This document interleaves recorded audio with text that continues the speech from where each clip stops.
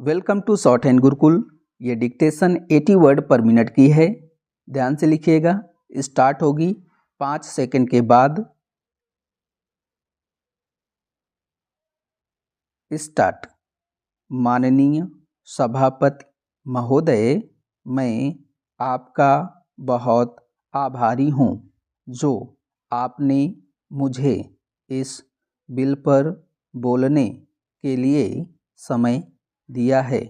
यह जो बिल सहकारिता समिति को एक समिति में भेजने का निश्चय किया गया है, जिस पर कल से बहस हो रही है, उस पर मैं आपके आदेश से कुछ कहना चाहता हूँ।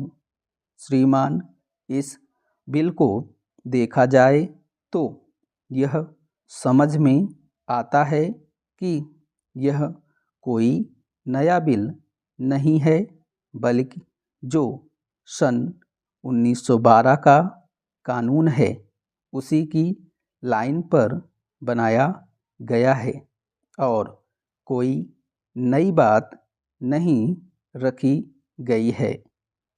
श्रीमान, इसमें सहकारी खेती की बात रखी गई है।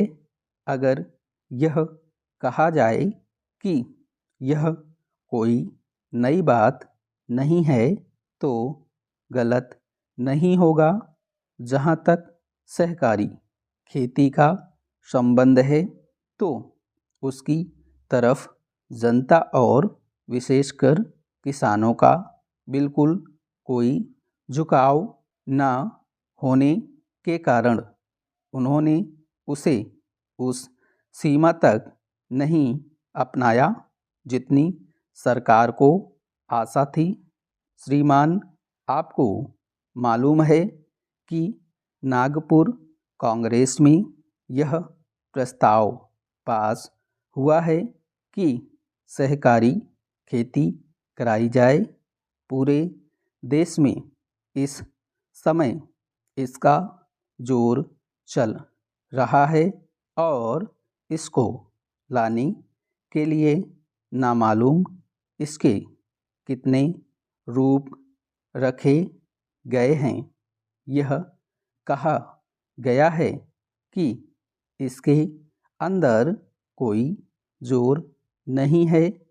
अभी एक माननीय सदस्य कह रहे थे कि राजनीतिक पार्टी के लोग यहाँ पर सहकारिता के संबंध में कुछ कहते हैं और बाहर किसानों से कुछ और ही कहते हैं। वे किसी से यह भी कहते हैं कि तुम्हारी जमीन छिन जाएगी। मैं यह निवेदन करना चाहता हूँ कि यह जो कहा गया है और किसानों के अंदर जो भावना पैदा होती है वह इस बिल से साफ स्पष्ट होती है कि वह गलत भावना नहीं है। मैं यह जानता हूँ कि जब किसान पार्टी का जोर बढ़ा और किसानों की आवाज़ ऊंची हुई तो सरकार ने और हमारे नेताओं ने यह कहना शुरू कर दिया कि हम सहकारी खेती को किसानों के ऊपर लादना नहीं चाहते, बल्कि यह तो किसानों की इच्छा पर है। लेकिन इसके साथ ही साथ एक बात मैं पहले भी निवेदन कर चुका हूँ और फिर भी निवेदन करना चाहता हूँ कि नेताओं का अपना विचार होना चाहिए। किसी सभा में जब यह कहा गया कि यह जो सहकारी खेती शुरू की गई है, यह तो अंत में सामूहिक खेती की तरफ ले जाएगी। माननीय सभापति महोदय, उन्होंने साफ कह दिया कि अगर सामूहिक खेती होती है तो इसमें भी मुझे कोई आपत्ति नहीं है।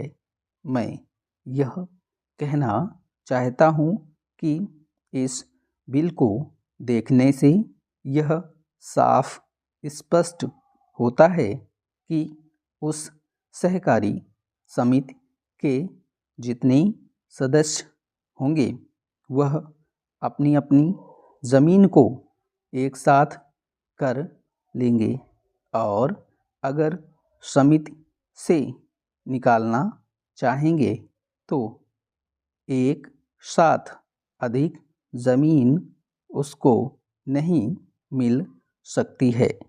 इस बिल के संबंध में इस सदन के सरकारी दल वाले लोगों ने और विरोधी दल के लोगों ने बहुत सी बातें कही हैं।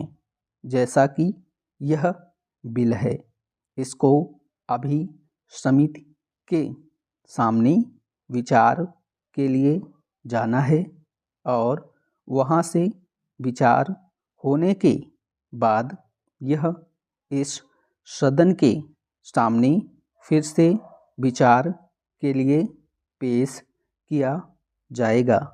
तब माननीय सदस्यों को पूरी तरह से यह अधिकार होगा कि जहाँ तक इसमें दी गई बातों का संबंध है उसमें परिवर्तन ला सकते हैं या उसको हटा सकते हैं। कल से जो बातें हो रही हैं वह सब नोट की गई हैं और मैंने बहुत सी बातों को सुना है। इस समिति में उन सब बातों पर विचार किया जाएगा। बहुत से माननीय सदस्यों ने इस तरह की बातें कही हैं, वह बहुत आवश्यक मालूम हुई हैं और जैसा कि मैंने कहा है उन पर विचार किया जाएगा।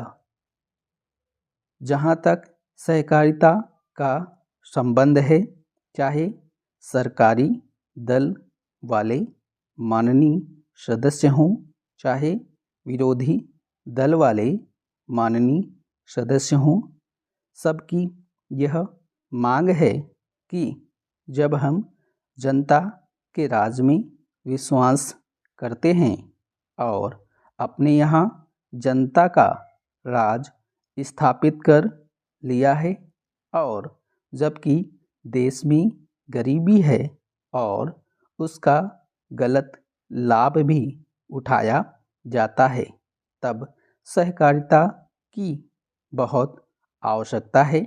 इसको रोकने की आवश्यकता है। यह सभी लोगों की राय है। जहाँ तक इस सहकारी बिल का संबंध है, बहुत से माननीय सदस्यों ने बहुत सी बातें इसके संबंध में कही हैं। मैं सब बातों का विवरण में तो उत्तर नहीं दे सकता हूँ, लेकिन मैं थोड़े में विशेष बातों का उत्तर देने का प्रयत्न करूँगा। जैसा मैंने अभी कहा, जब हमने अपने यहाँ जनता का राज स्थापित किया है तो हमें अपने समाज के ढांचे को बदलना पड़ेगा। हमारे यहाँ गरीबी और अमीरी चली आती है। हमारे देश में एक गहरी खाई चली आती है और आज भी समाज में गलत लाभ उठाया जाता है। स्टॉप।